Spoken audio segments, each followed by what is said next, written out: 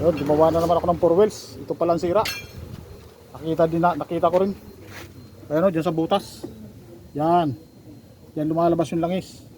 Kaya baha siya hanggang ilalim. Ayan o. Hanggang ilalim ang baha niya. Yan, sinubukan ko na naman kalikutin. Si Boy wasak. Winasak na ang 4 wheels. Mats Mechanic, shout out. Sana makatulong ka sa amin.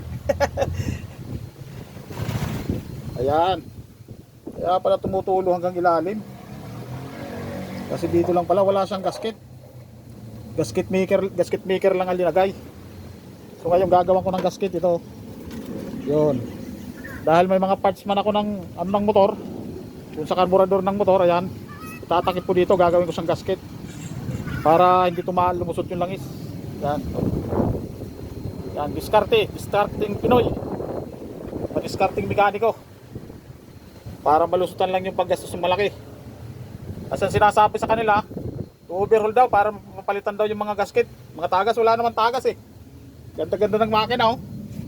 Oh. Tagas lang.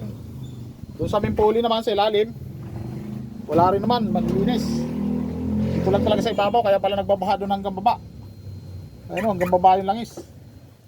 Yan. Nako. Huwag puro overhaul.